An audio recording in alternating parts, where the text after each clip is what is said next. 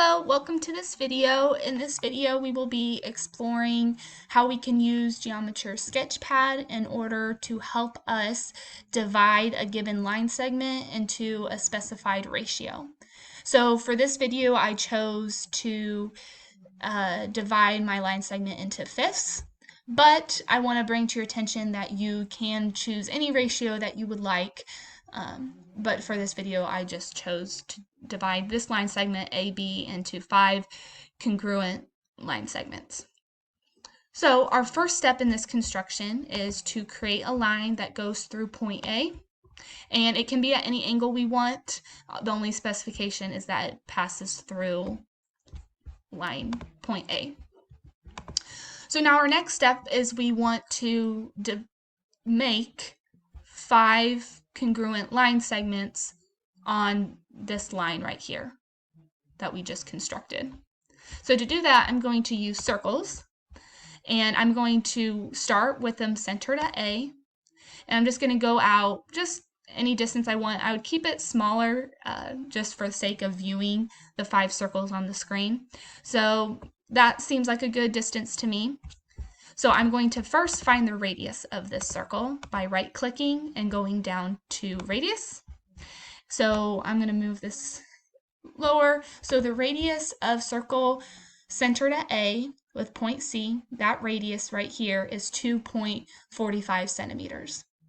So now I'm going to create a congruent circle, but now centered at C, so that that radius of this circle will divide a second line segment for me. So let me show you what I mean by that. So I'm going to click where I want the circle centered, click the radius that I want it, go up to the Construct tab, and click Circle by Center and Radius. So now that constructed a congruent circle. So these two circles are congruent, meaning that they have the same radius. So the radius of circle A here is AC, and so is the radius of this circle here, is CA. So this is the radius as well, so these two line segments are equivalent to one another. So I'm going to repeat this process 3 more times so that I can have 5 congruent line segments. So to do that, I need to specify the point of intersection here and right-click it to label it and go down to Show Label. And now I want to construct a circle centered at that point with the same radius, likewise, and go up to the Construct tab and click Circle by Center and Radius. And like I said, we're going to repeat this again. Right-click, Show Label, and now I'm going to construct a circle at that center with the same radius. So now you can see so far we have 4 congruent line segments. So I need 1 more. So I'm going to right-click this to show the label. And now I'm going to specify where I want the circle centered, the same radius, since I want congruent line segments, and then circle by center and radius, and label that last intersection. So I'm going to get rid of, label that. Okay, so now I'm going to get rid of these 5 circles, and I'm not deleting them, but I am hiding them. So I'm going to highlight each one and then come up to the Display tab and click Hide Circles. So all that does is hide them from my view. If I want to see them again, I can click Show All Hidden up here. But by hiding them, it helps me see the 5 congruent line segments. And you may be wondering, well, why couldn't we just do that right away here? Well, since line segment AB has a specific length, I would have to know what the first circle should be in order to repeat it 5 times and have it work out equally. Versus here, I did it on a line that extends forever, so now I have 5 equivalent pieces. 5 equivalent line segments. So my next step is to get the line segment tool and connect my last point G to point B on my given line segment. So if you need to review how to construct parallel lines. I do have a video on that specific construction because we will be constructing parallel lines that are parallel to line GB here. One from F, E, D, and C. And so to construct parallel lines, we have to copy this angle because corresponding angles are congruent if lines are parallel. So to copy this angle, we first need to form a circle from G. And I would keep them smaller, obviously, because we're going to have a lot of circles going on. So I think smaller is better. And we want to copy this circle and have it centered at F, E, D, and C. So in order to make congruent circles, we first need to find the radius. So the radius of circle centered at G is 0.97 centimeters. So now I need to do that circle centered at F with that radius and come up to construct by circle and radius. And I'm going to do this for each point. So I want them all to have the same radius. Click the point I want centered at, radius, come up to the construct, circle by center and radius, and then finally for the last one. Okay, so now I have created 5 congruent circles that all have the same radius of 0.97 centimeters. So now I need to go through and label the points of intersection that these circles create on this line. So both parts are turning red, so that means that that is the intersection point. Oh, and I missed that one, so up there as well.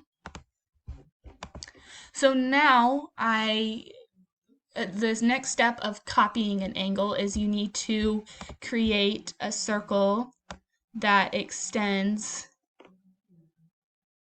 to this H point here. So I need now to create a congruent circle at each of the intersection points now. So first I created congruent circles from G to a specific point H and copied those on each of the ending points of the line segments.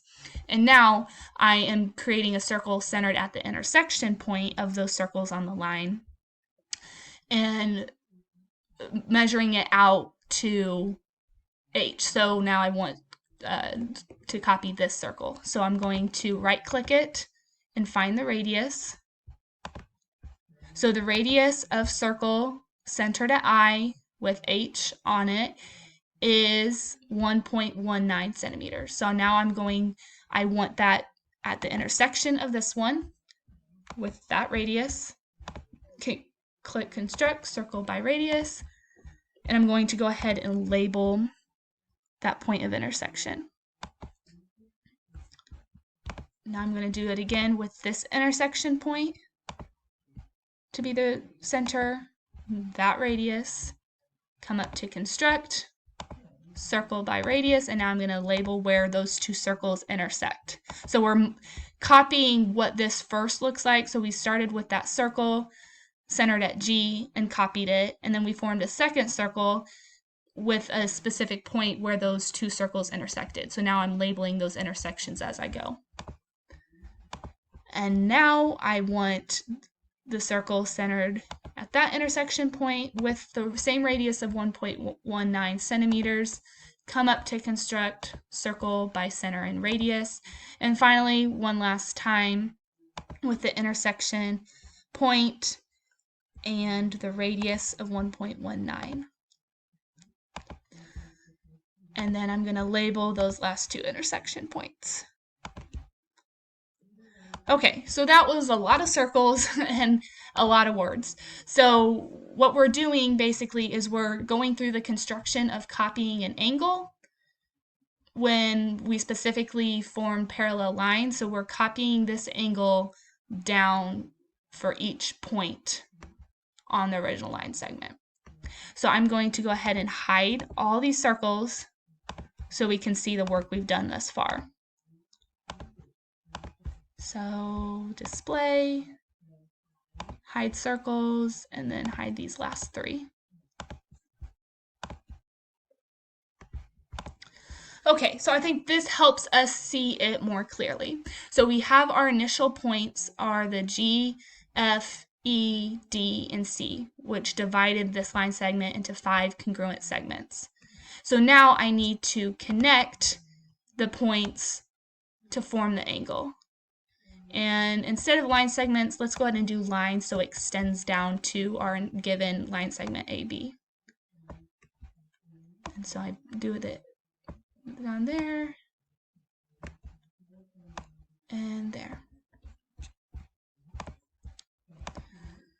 So line GB is parallel to each of these lines that we just constructed. So I'm going to label those points of intersection.